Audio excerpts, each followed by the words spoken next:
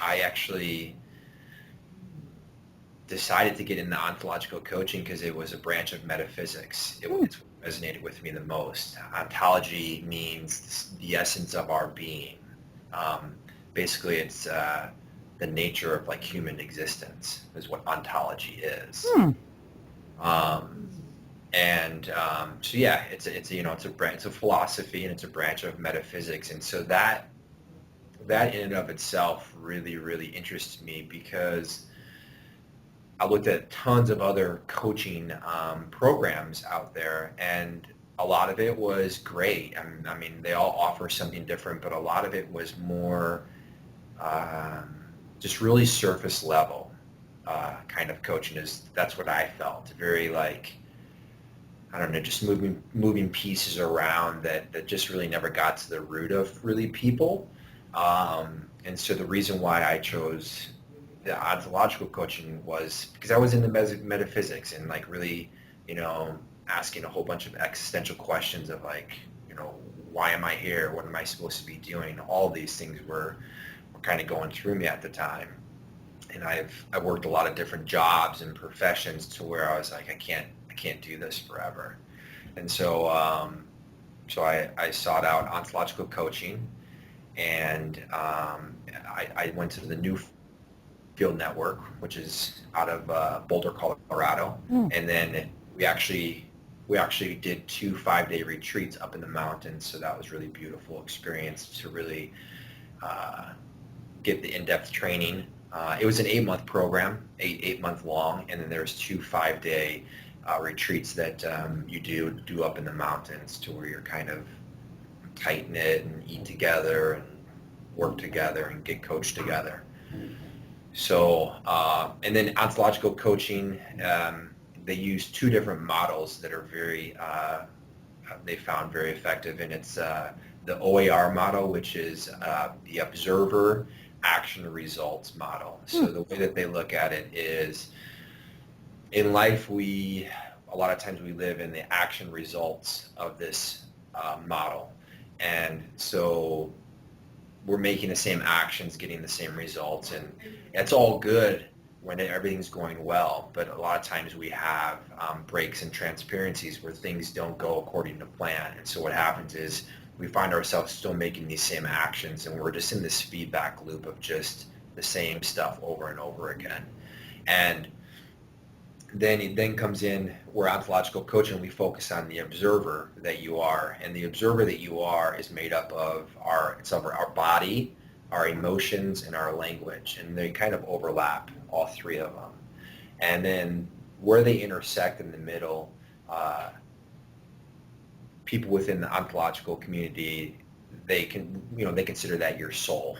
So it's where your language, your body, and your emotions all come together, and it's the heart of who you are.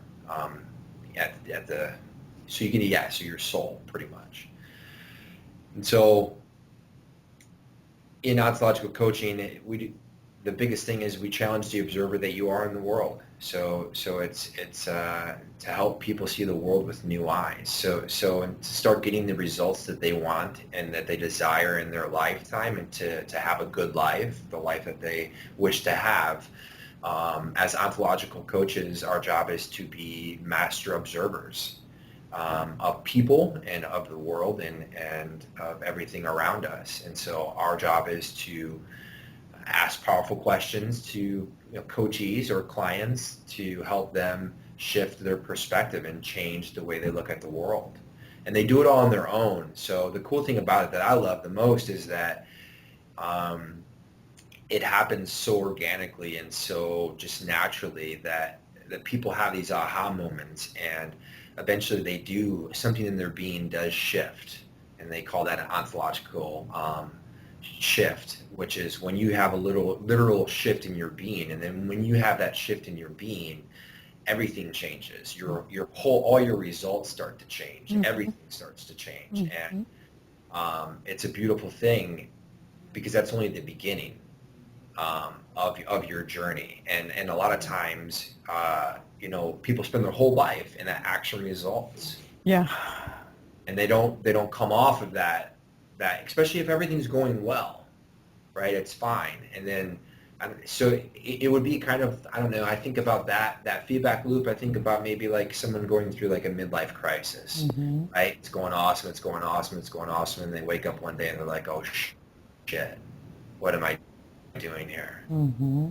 I realize I don't like my job, or I don't like where I'm living, or whatever it is. A number of things that have been coursing through them for 20 years, and they Mm-hmm. finally woke up and they're like, I need to face this today. Mm-hmm.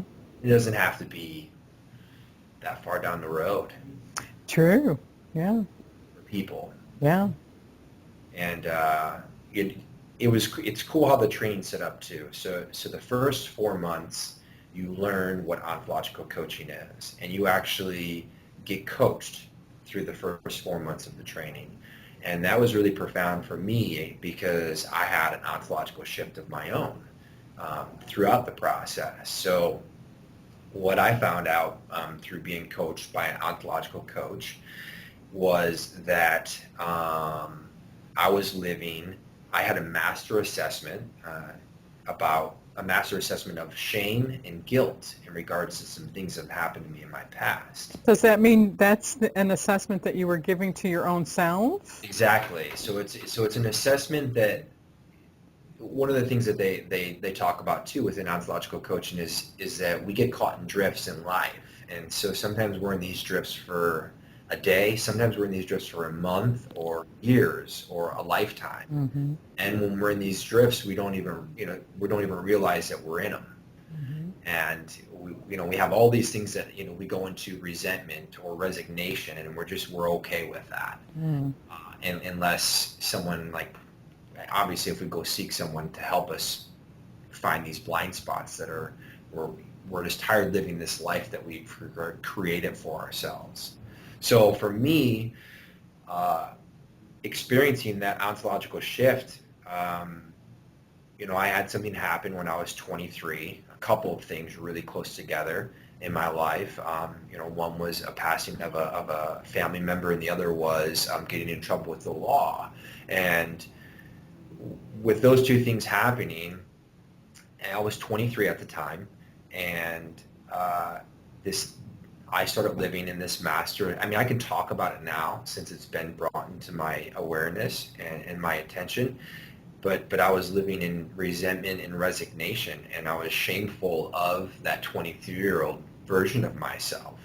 And so for about 10 years, that's where I lived. I lived in a space of resentment and resignation, and that showed up in my relationships. It showed up in my own personal relationship with myself and with everyone. And during it, I was unaware of it. And so that actual ontological shift that I experienced has really allowed me to step into who I am as a human being, and to really step into this work that I'm getting into within being an ontological coach. So the best, I have a testimony of myself, so my own experience within it. And the great thing about it that I think was beautiful is that it just happened. It wasn't a matter. The coach asked some really powerful questions, and I was really open and vulnerable in regards to the work, which I think allows for it to manifest the way it's supposed to. I mean, everyone has to be willing participants to really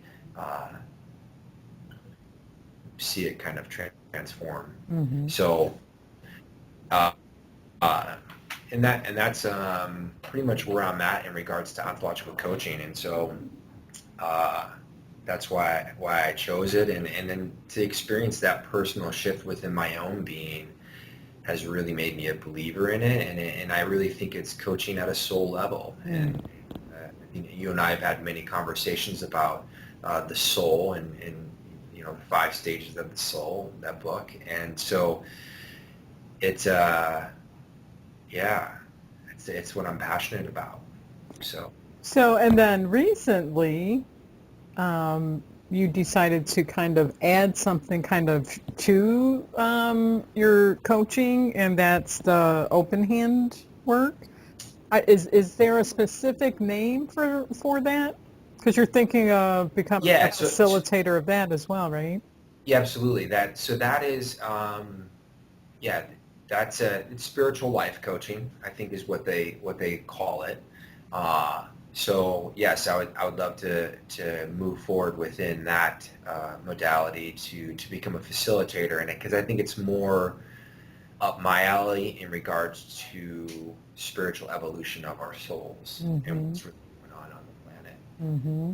And the coaching that I do within ontological coaching, I will use that for sure. Mm-hmm. And I think it's a beautiful approach, but I don't. I think it would just be kind of a mishmash of everything that I kind of pick up along the way, right? Yeah. No particular way, but this open hand way, or open hand philosophy that has resonated with me over the past few years. Yeah, it's a beautiful way to really to yeah, facilitate people in this journey that we're all experiencing right now on Earth. Mm-hmm. Mm-hmm. How So, would you define, this is a big question, but how would you define the spiritual evolution of the soul? wow, um, I'm still in the process of it. I'm still living it, Yeah. Yeah. and I We think all are, we right? always live it. Yeah, Yeah. we always live it. Yeah. I mean, the way I look at it is it's just a deep, intimate relationship with oneself, and finding out who you really are, and then connecting to the source, or to God, and then expressing that through your human body. Mm-hmm. And I think in order for us to really do that, we need to trudge through some of this stuff that has, us tied down, these distortions, or our ego, or all these society, culture, Yeah. schooling, I mean, there's a number of things that are in. I think if we can see all the invisible stuff that is attached to us, it would gross everyone out, Oh, because yeah, for it's look sure. like this big, like, crazy alien of all these, like, things just Yeah. sticking to us, and then we have to kind of, yeah, be somewhat of a warrior, and trudge through those. Yeah. When you're saying that, I think of all those attachments kind of as Yeah, being like sucking energy, like draining the life energy from us if they aren't a match or in alignment with our soul. absolutely. Yeah.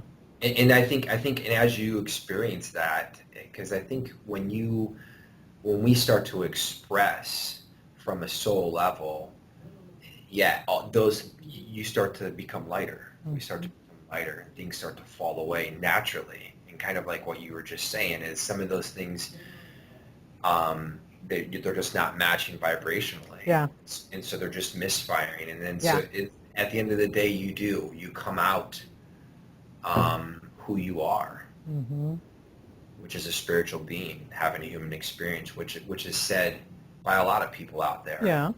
and all around, and but that's something that you have to experience for your own. Mm-hmm. Each person has to experience that and come up with that truth on their own, Mm-hmm. versus just be like, yeah, we're all spiritual beings having a human experience. Like, What does that mean? what does What it does- mean? Yeah, Yeah. Yeah. we want to intellectualize it and try to, like, grab it and stuff. But it's what I'm finding out from my own personal experiences. It's definitely experiential, Yeah. and we Yeah. have to feel through it, Yeah.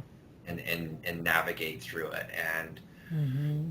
the world that we live in today, the way it's set up, is that's very hard for a lot of us to do, Mm-hmm. for everything. Yeah, yeah, it really is. Because that spiritual being having a human experience, it's not so much about what you do or what you're saying with your words. It's more about what you're experiencing and pretty much that, what you're experiencing. And I think there's not even a language for it. Yeah, I don't think there is either. I think the moment you put language or words to it, you're already building that attachment to Yeah, something, yeah, right? I think so too. That's It, that's kind of the weird thing yeah, about it. It's yeah, because it's so foreign and unfamiliar, especially in our Western society. It's like, well, that person's kind of, they come into this group of people, but they're not saying a whole lot, and they aren't exuding what we call self-confidence. And so, they're probably not going to be very successful in life. Even our definition of what success in life is Right. to me, that's not what I consider success for myself in my life. Mm-hmm. And so, yeah, it's just, it's an interesting time with all of that. Absolutely. We're in the process of redefining that. Yeah, yeah, Which is neat. It's cool. yeah. And I've experienced that myself with like quitting jobs, good paying jobs that would deem me successful down the road, Yeah. and would allow me the money to do certain things that yeah, and it's been nice to let go of some of that and to really define what my new success is. Yeah, yeah. Or not even mess around with the word success. Mm-hmm. Yeah, yeah. That really doesn't even Yeah. fit. And there's not a whole lot that fits into a soul way of being. We don't have words and language for that.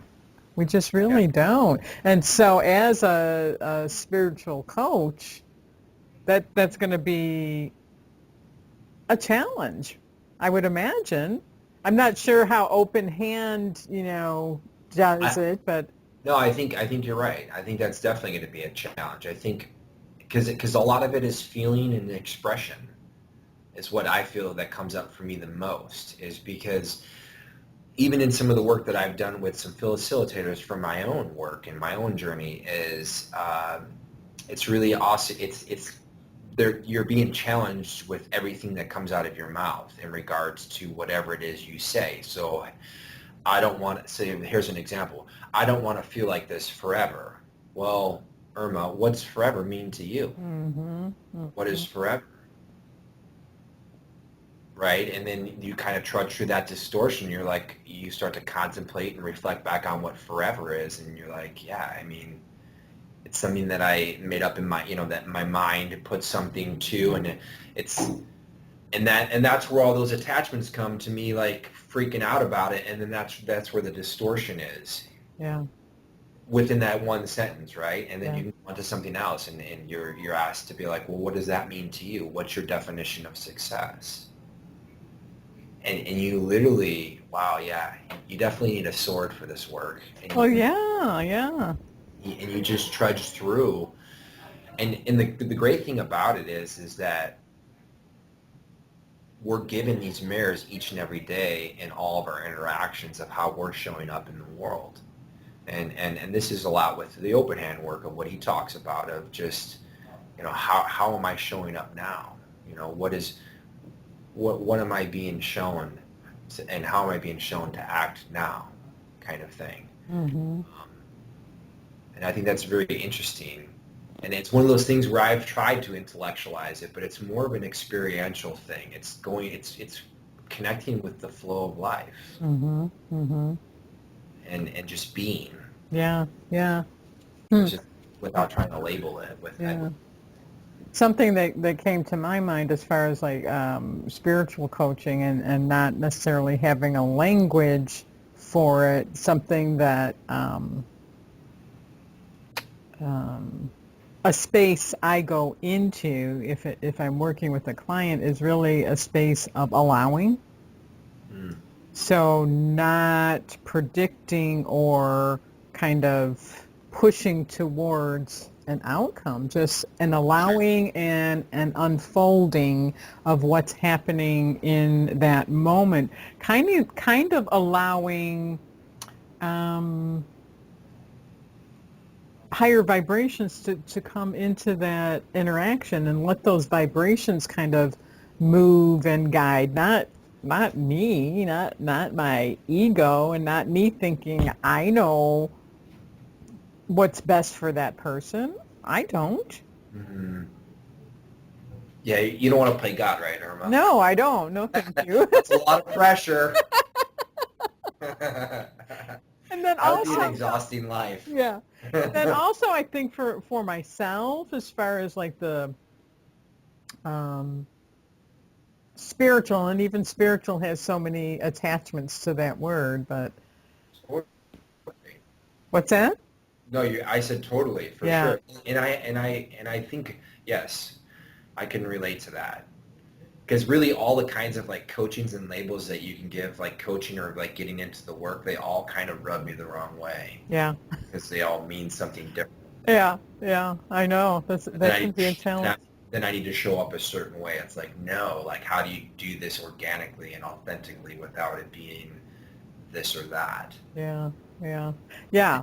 So You know, even that language is limited, but what I was going to say is, for me, probably my biggest practice in the spiritual way of moving through life is kind of not trying to change anything. sure. Not trying to change myself, not trying to change anybody else, not trying to change anything else. Yeah. Kind of this an acceptance of everything exactly as it is. And when I can get in that space and kind of move around in that space, I don't really have a whole lot of issues. It's kind of like You're in kind the, of like you're grace, I guess, kind of like a feeling of grace, or a lightness of sure. being. Yeah, In the flow. in the flow. In the flow of life. Yeah. Yeah, yeah, yeah, It's a good place. That's where everyone's going yeah, yeah. at some point. Now I think that I was reading something the other day. Some people aren't wanting to awake, Oh, for sure. and I think that getting into this kind of work to be cognizant of that is huge. Mm-hmm. To really, yeah, just to really allow for people to come to you who resonate with who you are and what you Mm-hmm. put out there. Yeah. And that's good enough versus trying to feel that you need to fix people, and kind of exactly what you were just saying, Irma, like everyone's where they're supposed to be. We're all where we're supposed to be, and